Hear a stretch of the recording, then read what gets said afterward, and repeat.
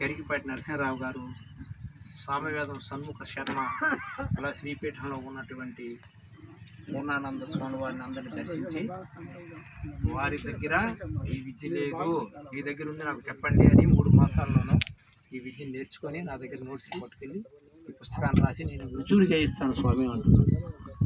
ఆయన అనుభవంతో ఈ పుస్తకాలు కొద్దిగా ఉన్నాయి, ఎవరైనా కొనుక్కుంటే కొనుక్కోండి.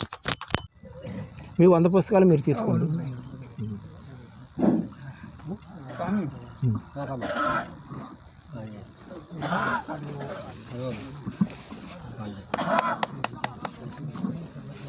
నెల్లికొండ రైస్ మిల్ నాగరాజు గారు కూడా రాగలరు. రండి రండి రండి రండి కావాలి. అమ్మవారు కూడా శాలువతో మన స్వామివారికి సత్కరించగలరని కోరుతున్నాను.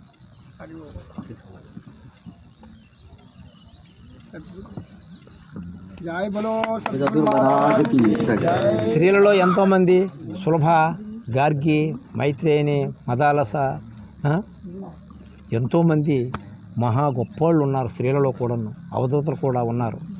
అంటే స్త్రీ పురుషుడు భేదం లేదు బ్రహ్మ విద్యకు. ఎవరైనా సరే పొందొచ్చు, ఎవరైనా సరే ఆచరించవచ్చు. ఆచరించిన తర్వాత అనుభూతిని చెందుతారు. నేను స్త్రీని పురుషులని చెప్పి వెనకాడవలసిన పని లేదు. అందరికీ అధికారం ఉంది. బ్రాహ్మణులు ఉన్నారు, నిజమైన బ్రాహ్మణులు దొంగలు ఉన్నారు. నేను వాళ్ళు తిడతాను, పొగుడుతాను. వశిష్ఠ గణపతి ముని మనువురాలు నా దగ్గర వచ్చి యోగం తీసుకున్నారు 76 ఏళ్ళ తర్వాత. మా తాతగారు చెప్పారు, స్వామి నాకు అర్థం కావటం లేదు, ఇప్పుడు చెప్పండి అని చెప్పి వాళ్ళ అబ్బాయిలు లెక్చరర్లు అయితే నా దగ్గర యోగం నేర్చుకుంది. 3 మాసాల్లోనూ మహోన్నత స్థితికి వెళ్ళిపోయింది. ఎందుకంటే వాళ్ళు ఆహార విహారాలు వేరుగా ఉంటాయి కాబట్టి గమ్ముని పొందేస్తారు.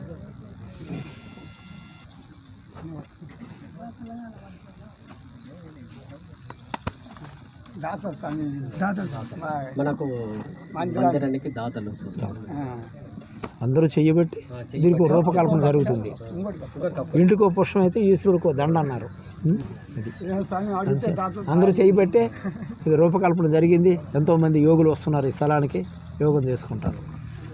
వాళ్ళ ద్రవ్యం కూడా సద్వినియోగం అవుతుంది.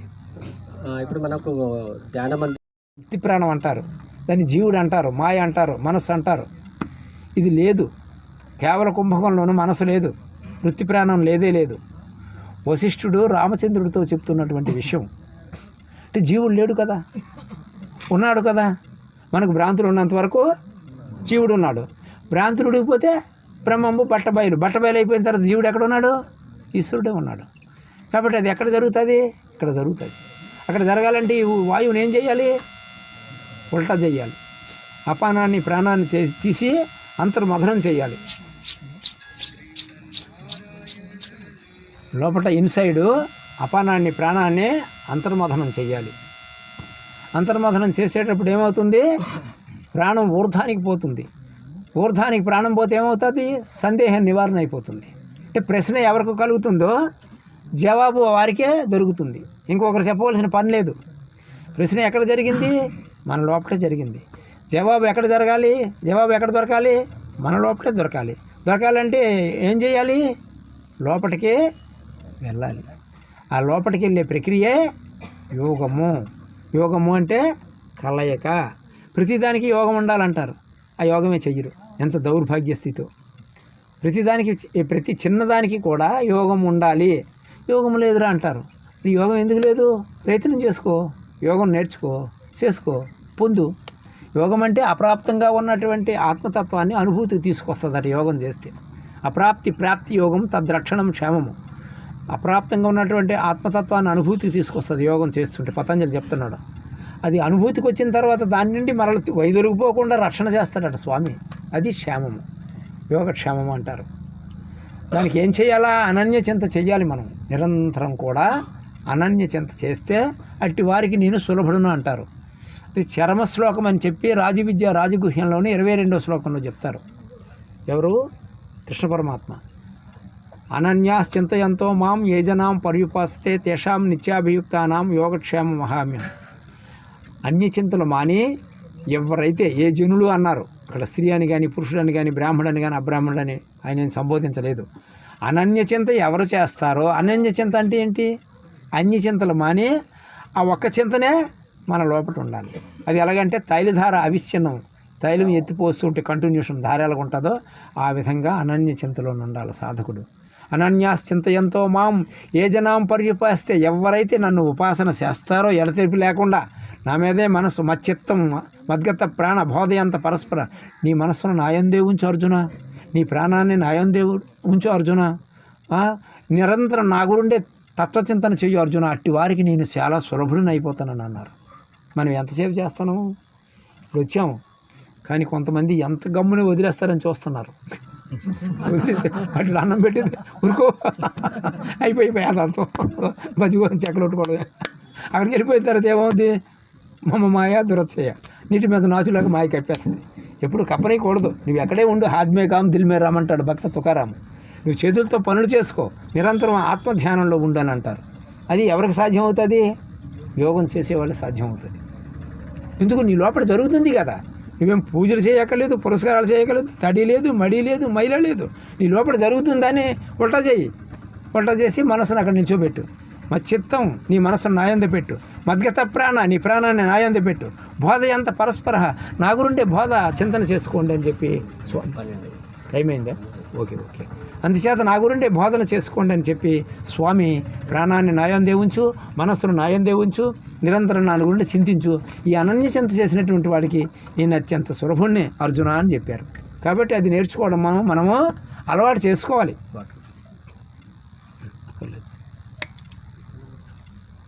శిష్యతే జ్ఞానాత్ కర్మఫల త్యాగ శాంతి అనంతం. మనిషి ఎప్పుడు శాంతిని పొందుతాడనంటే ఈ శ్లోకంలో క్లియర్గా స్వామి చెప్పాడు. నీకు శ్రేయస్సునిస్తుంది అర్జున, ధ్యానం అభ్యాసం చెయ్యు. ధ్యానం అంటే ఏమిటి? మనం చేసేదంతా భగవద్ ధ్యానమే. చిన్న నీటిలోనో కప్పల కొరకు, చేప పిల్లల కొరకు కొంగ వస్తుంది. అది ఎప్పుడు కనిపిస్తుంది? గుట్టుకుని మింగేద్దాన్ని. అలాగే మన ధ్యానం భగవద్ ధ్యానమే కానీ నిజమైన ధ్యానం కాదు. ఎందుకు? ధ్యానానికి నాస్తి ధ్యానం వినాయోగం. యోగం తెలియకుండా ధ్యానం ఎవడు చేస్తాడు? ముందు యోగం చెయ్యు. యోగం వృత్తులు నిరోధింపజేస్తుంది. ఆ వృత్తులు నిరోధింపబడ్డ తర్వాత ధ్యానం కుదురుతుంది. నాస్తి ధ్యానం వినాయోగం. అది ఎవరికి తెలియదు. ఏం చేస్తున్నారండి? ధ్యానం చేస్తున్నారండి. ధ్యానం చేస్తావా? అంత సులభంగా ఉంది అది. యమము, నియమము, ఆసనము, ప్రాణాయామ, ప్రత్యాహార, ధారణ, ధ్యాన. ఎన్నో అంగం? 7 అంగంలోకి వెళ్ళిపోతావా నీవు? అంత గొప్పవాడివా? ఛీ, దారిద్ర్యం. ధ్యానం అన్న పదాన్ని ఎవడైనా వాడితే మట్టుకు మాత్రం వాడికి ఏమీ తెలవదు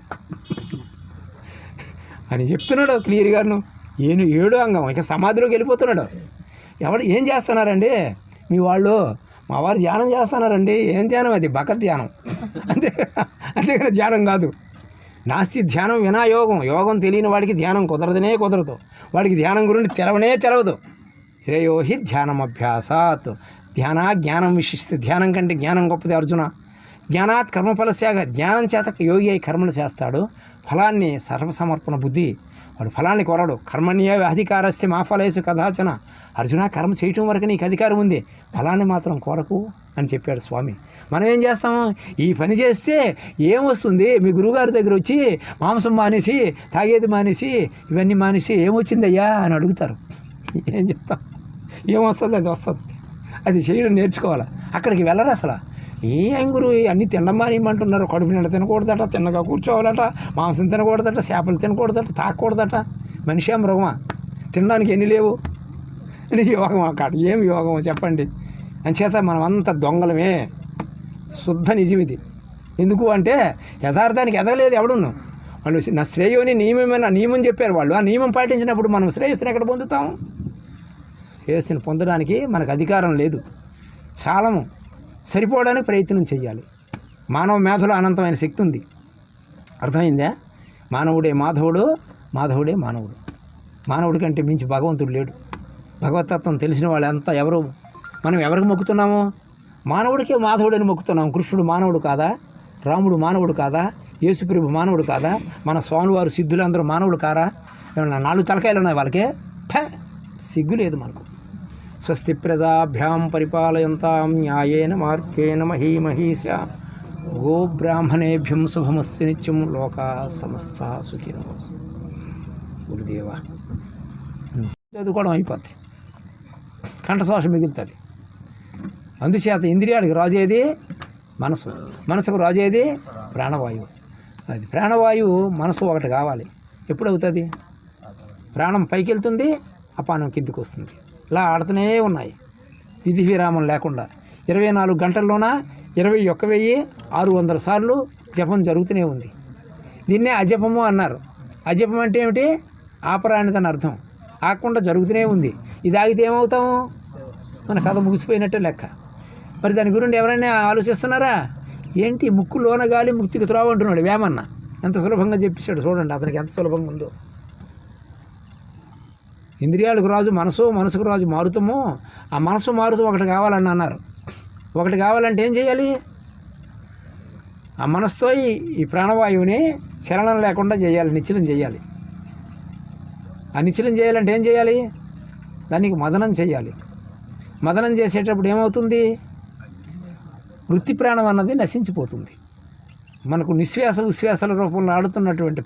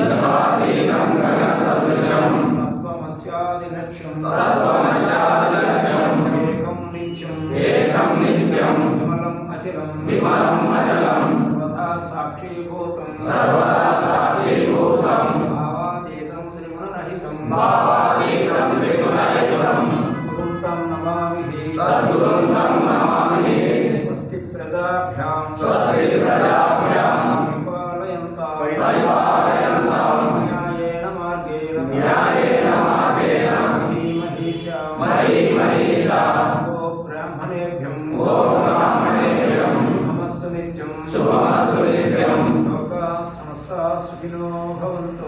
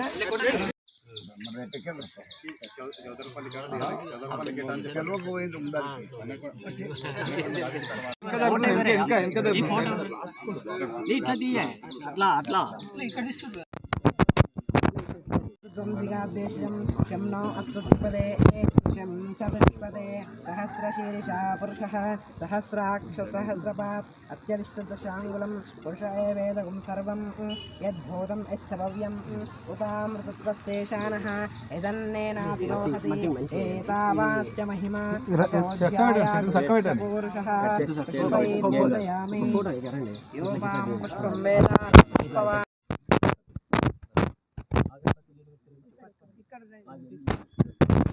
रूपाभ्यां या देवी सर्वसंगातयोगं स्मरणान् पुष्पवान् भवते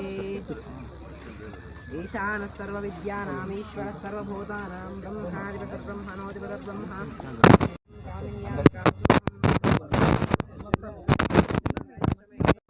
अबद्धं पुरुषं पशुं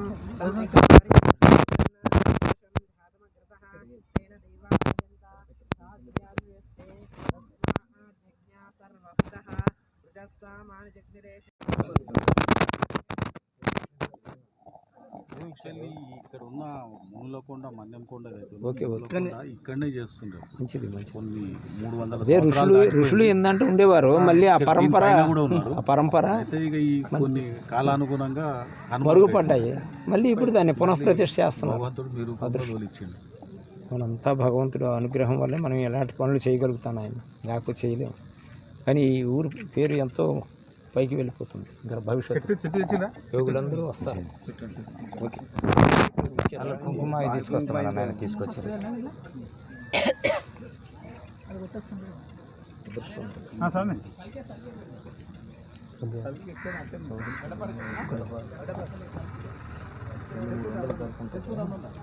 ఇక్కడ జనాభా 3000 వచ్చేసి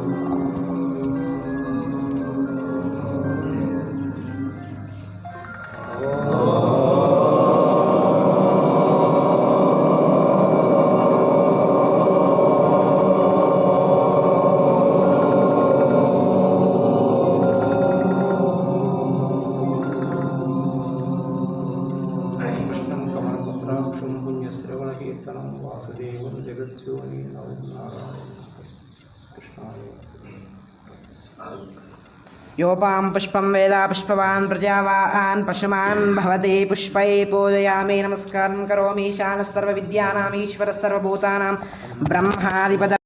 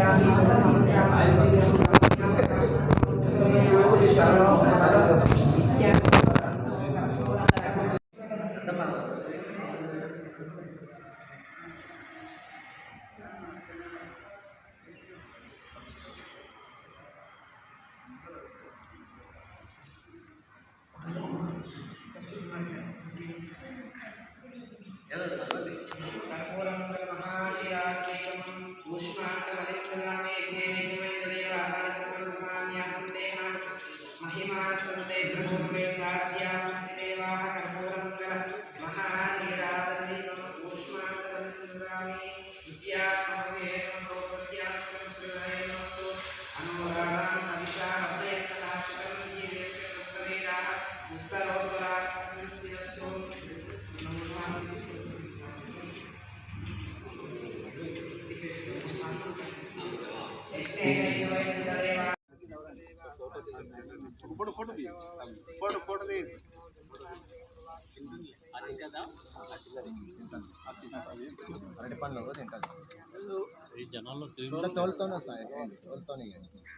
జనం తిరిగింది కదా అది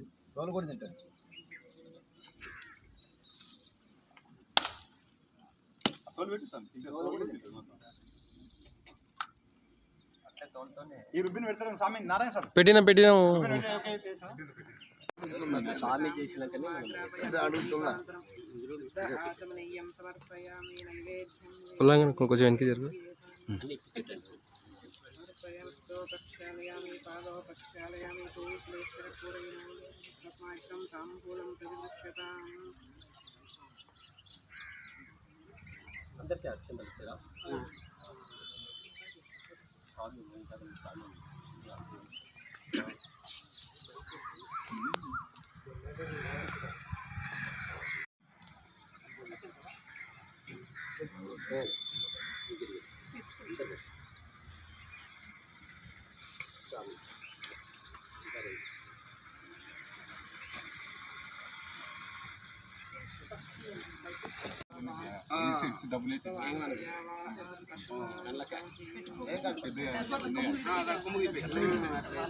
జముడు ఇంకా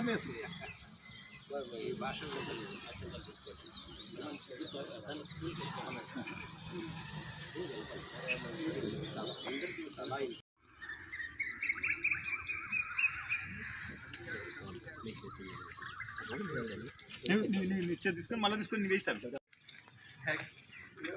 దగ్గర అడుకో సార్ తాడు మనసులో జరిగితే ఏం కాదు